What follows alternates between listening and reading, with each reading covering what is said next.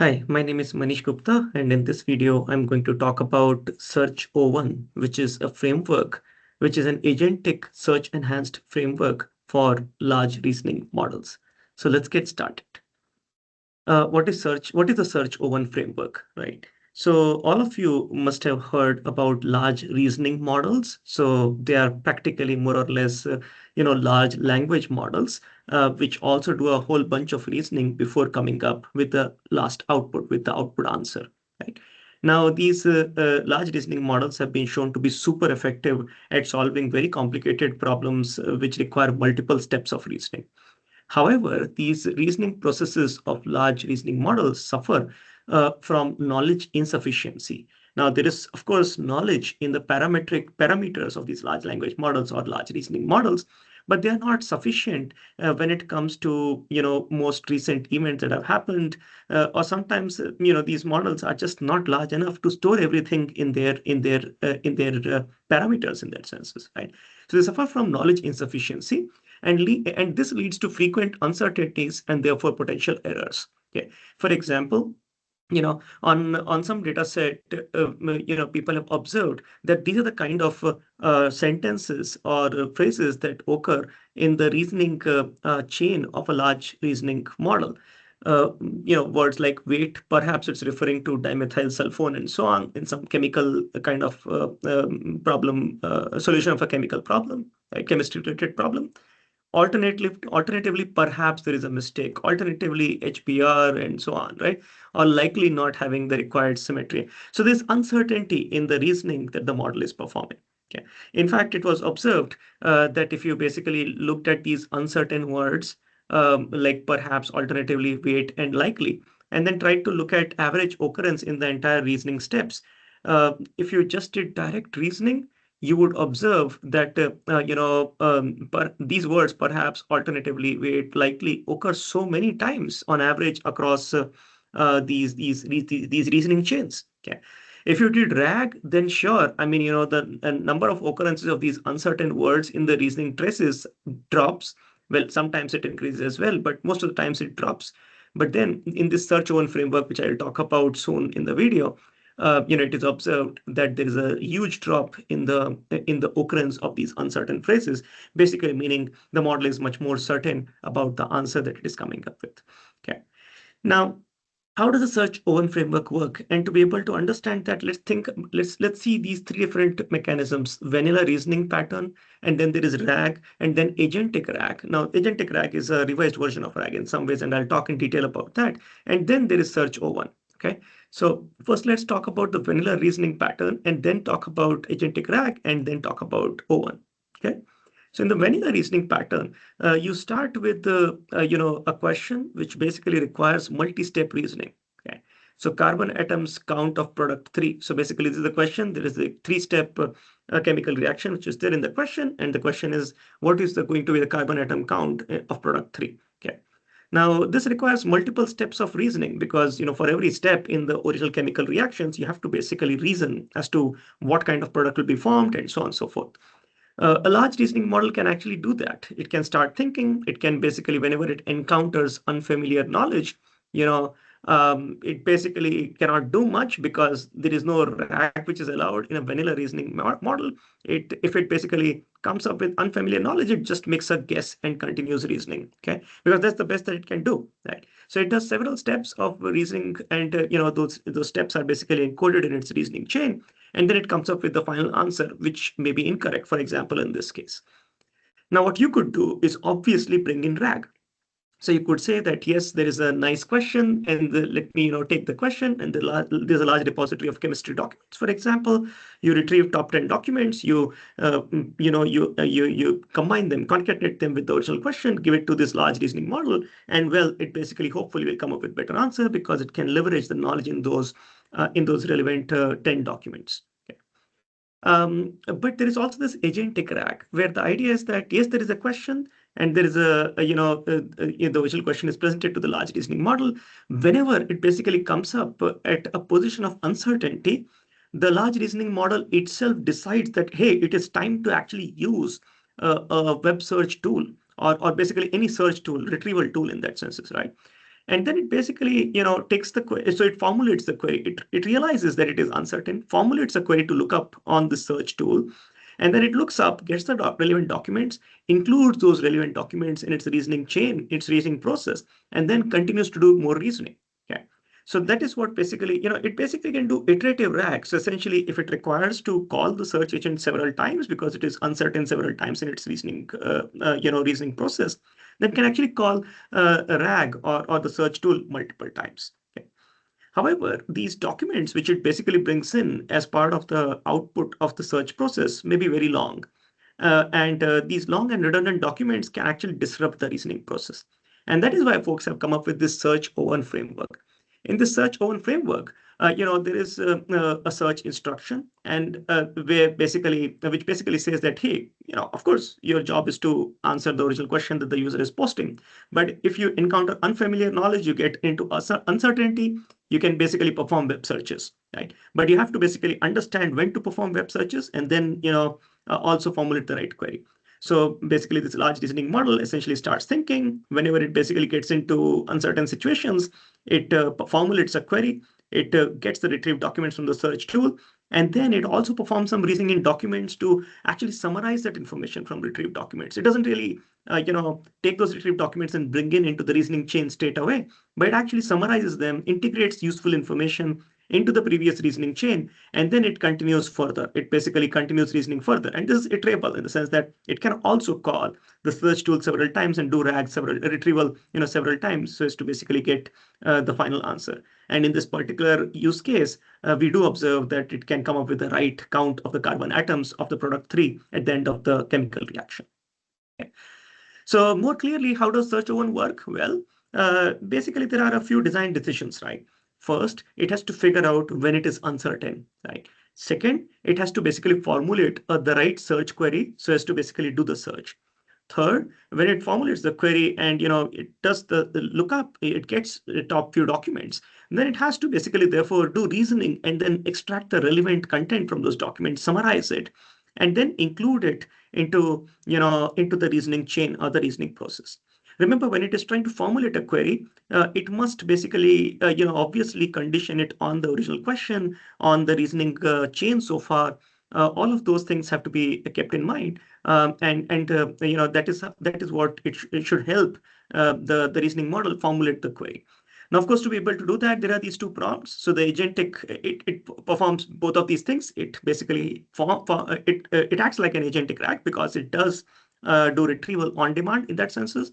And it also does reasoning in documents, retrieve documents, so as to basically get a good summary or integrated information, consolidated integrated information to be put up back into the reasoning chain. Okay. So the way this is done is, there's this instruction which is given to the search O1 large language model that you are a reasoning assistant, the ability to perform web searches. So you can use web search as a tool. To perform a search, you must write begin search query and end search query in your reasoning chain. So what happens is that this reasoning model is basically, it takes a question, it is reasoning, it is generating token and one token at a time. At some point, when it is not very confident, it basically generates this token, begin search query. And then it basically generates the query tokens. And then it generates end search query. As soon as end search query is met, basically the reasoning process stops. The query is taken, fired onto the search engine. You get back the results. And then, in agentic RAG, you would basically just get those results and you take them as it is top tier documents, concatenate them, and in the reasoning chain, replace this entire string, begin search query to end search query, with the begin search results to end search results. And you would basically just, concatenate and put up all the search result text in between. Okay. That is how you update the reasoning chain. And then the next step of the reasoning chain happens. Okay.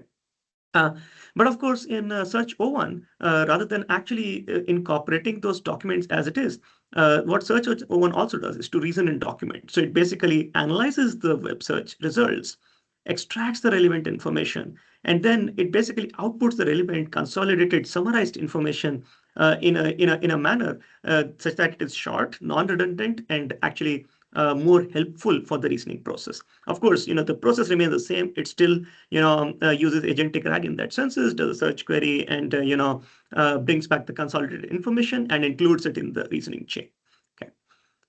So, I mean, how does the search one perform? I mean, great, we know how search one works, but how does it perform?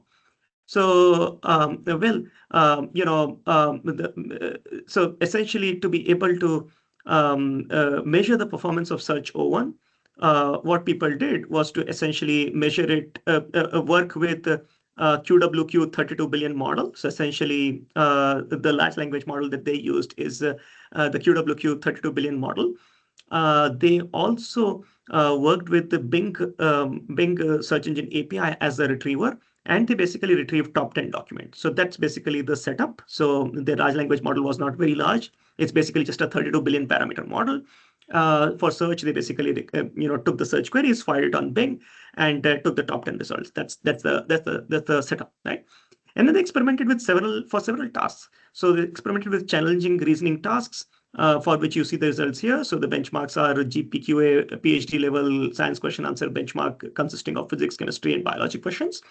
They also experimented with math benchmarks, Math 500 and AMC 23 and AIME 24, and live code benchmarks, including all three easy, medium, and hard kind of coding problems. Right. They also experimented with open domain question answering tasks like natural questions, trivia QA, hotpot QA, wiki, multi-hop QA, and other such question answering data sets. Right. What they observed, so these are the results. So they actually compared with two kinds of models: direct reasoning models without any retrieval, right? Then also they compared with the RAG kind of models, retrieval augmented reasoning models, where you have the vanilla RAG, where you basically just do retrieval once, or the retrieval agent. Sorry, yeah, I mean, the so agentic RAG in that sense is, or R agent as it is called, right? So they did both the standard RAG, which is one lookup only, one retrieval lookup, and agentic RAG, where you actually do multiple lookups on demand in that senses. And then, of course, search one results are at the bottom. So what do you observe? I mean, the first thing to observe is clearly that across all the data sets, most of the data sets, except maybe, the easy questions from live code bench, search O1 is the best. The bold numbers basically show that it's the best, right? So that's basically that. Also, what is observable, what you can observe, by the way, the models that are being compared here are GPT-4o, for which the size is not known, but it is known that it has trillions of parameters, right? Not 32 billion, clearly. 32 billion is very small. It is also being compared with other large models like 72 billion Quen, Quen 2.5, Llama 3.3, which is 70 billion, DeepSeek R1 Lite, and O1 Preview, and so on. Very large models, right? It's also compared with 32 billion other kind of models. And what is observed is that whether it is with retrieval or without retrieval, QWQ 32 billion sort of performs really well, right? So it's basically, if you look at overall across these benchmarks, you would basically observe that QWQ 32 billion performs really well, whether it is with retrieval or without retrieval, right? So even here, the RAG version of QWQ, basically a lot of underlines here, the agentic RAG QWQ, a lot of underlines and bolds here. Underlines basically are the second best in the 32 billion range. So you would observe that compared to other models in the same range, like Quen 2.5 and Quen 2.5 Coder and Llama and so on, you do observe that QWQ 32 billion performs very good, right? The other thing that you observe is that, of course, agentic RAG gives you better results compared to other RAG-based models or even direct reasoning models. So this row, agentic RAG, QWQ 32 billion, actually has a lot of underlines and bolds, right? But clearly, search O1 with the reasoning in documents, so summarization of those retrieved documents, and the agentic RAG combined together gives you the best results. So this chart basically shows, compares the three curves. So search O1 curve, direct reasoning, and standard RAG with K equal to 10. I mean, top 10 documents, right? And on the x-axis is top K documents. So how many documents do you use per RAG call in search O1, right? And the y-axis basically shows a notion of accuracy. This is basically GPQA accuracy. This is on GPQA dataset, right? And by the way, GPQA, this is basically pass-at-one, which is basically used for all of the results that you see here. These results are on these challenging reasoning tasks, and they are all pass-at-one results, right? So you observe that, of course, search O1 is better than direct reasoning or standard RAG.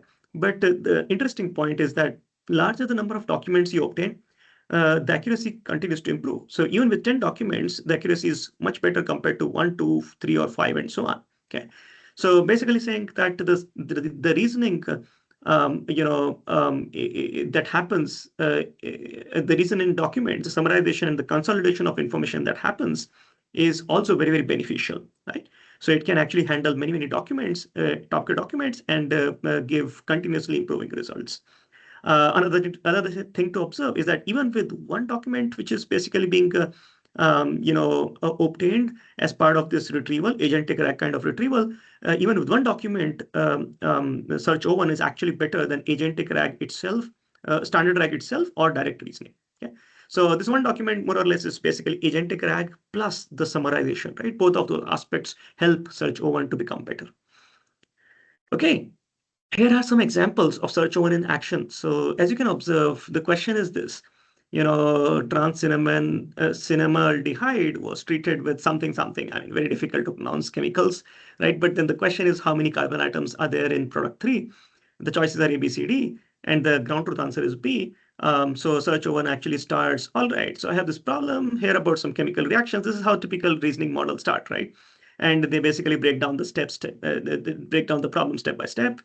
And they basically do some thinking, generate tokens, but then when they are uncertain, they essentially, wait, maybe I should look up what exactly happens when a Grignard reagent reacts with an aldehyde and so on, right? So basically, therefore, they start putting up the search query, reaction of Grignard reagent with aldehyde, get the result, and the result is basically encoded as part of the reasoning chain itself. The result is actually included, right? This is a summary of the result. Remember, it could have gotten like top 10 documents. It summarizes on and consolidates the information, extracts the important one relevant to the query, and then basically puts it up here. And then things start thinking more. According to this, product 1 should have 10 carbon atoms and so on. And then, later it realizes again, it basically needs some more information, structure of trans-cinnamaldehyde, and then it basically formulates that query, does more search, gets those results, summarizes them, and then continues further. Right. Here is another example. In this example, it's a question answering example from Hotpot QA. So were Google Dolls and EcoSmith formed in the same city? It turns out there are two bands, and the question is, were they formed in the same city? And notice the number of search queries that the reasoning model does here. Where was Google Dolls formed? Where was EcoSmith formed? EcoSmith formation location, EcoSmith origin city, EcoSmith Buffalo, New York, Google Dolls and EcoSmith connection. Lots and lots of queries that it does to just confirm and finally come up with the final answer as no, right? So all of these basically just show that yes, doing agentic RAG, that is basically doing iterative retriever calls, multiple retriever calls on demand is helpful. And second, search in documents in the sense, or reasoning in documents, or rather, summarization of the retrieved documents and consolidating relevant information is helpful. So in summary, in this video, I talked about Search O1, which addresses the knowledge insufficiency problem in large reasoning models. It does so by integrating an agentic RAG mechanism alongside a reason in documents kind of a module. It enables these large reasoning models to autonomously retrieve, to basically themselves decide when they want to retrieve, and then seamlessly incorporates this external knowledge during the reasoning process. And as we observed over multiple benchmark data sets, it outperforms existing RAG and direct reasoning methods. So that's it for this video. Hope you liked it. Thank you for watching. Connect with me on my LinkedIn or look at my research on my homepage.